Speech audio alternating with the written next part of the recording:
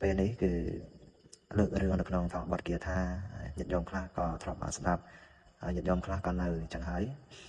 ពេលដែលមិនតាន់បានស្ដាប់ពេលដែលស្ដាប់ទៅយើងពិចារណាត្រេះរិះនៅក្នុងសាច់រឿងហ្នឹងដើម្បីជាប្រយោជន៍ក៏ជាដើម្បីចេះដឹងសម្រាប់នមោតស្សៈភគវតោអរហតោសម្មាសម្ពុទ្ធស្សៈនមោតស្សៈភគវតោអរហតោសម្មាសម្ពុទ្ធស្សៈនមោតស្សៈភគវតោអរហតោសម្មាសម្ពុទ្ធស្សៈពុទ្ធោធម្មោសង្ឃោតិវចនំសិដ្ឋังពុទ្ធោធម្មោសង្ឃោតិបតមុតតមੰណដ្ឋិតេនសមੰលោកេអញ្ញសោតរសាយណੰពាក្យថាពុទ្ធោធម្មោសង្ឃោជាពាក្យដ៏ប្រសើរបំផុតបទថាពុទ្ធោធម្មោសង្ឃោជាបទដ៏ខ្ពង់ខ្ពស់បំផុតពាក្យនិងបទដតីដែលពិរោះដ៏ត្រជាក់ក្នុងโลกនេះក្រៅពីពាក្យនិងបទនេះមិនមានឡើយខ្ញុំព្រះករុណាសូមក្រាបថ្វាយបង្គំចំពោះប្រជុំ3នៃបត្រៃរតន៍ដោយសេចក្តីគោរពដ៏ខ្ពង់ខ្ពស់ខ្ញុំព្រះករុណាសូមក្រាបថ្វាយបង្គំចំពោះព្រះមហាថេរៈគ្រប់ព្រះអង្គធ្វើការរាប់អានចំពោះព្រះអនុថេរៈដោយសេចក្តីស្រឡាញ់ចម្រើនពរញាតិញោមពុទ្ធបរិស័ទស្រីប្រុសគ្រប់រូបទាំងអស់គ្នា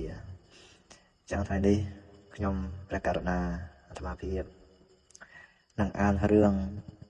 ធម្មបទគាថាតពីលើកមុនកាលពីលើកមុនអានចប់រឿងនៅក្នុងគាថាយមកវគ្គទី1ឥឡូវយើងចូលវគ្គទី2វគ្គទី2នេះគឺយើងនិយាយអំពីអបមាទវគ្គហ្នឹងហើយអបមាទវគ្គដែលមាន12គាថាហើយនឹងមានរឿង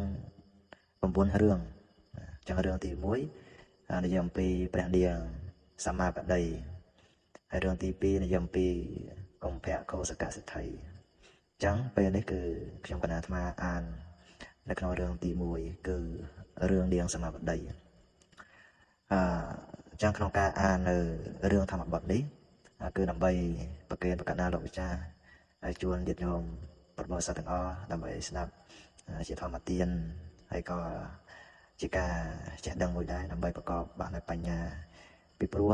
ប្រកាសណាញាតិញោមទាំងអស់គ្នាធ្លាប់បានសិក្សាធ្លាប់បានស្ដាប់នៅរឿងជាច្រើន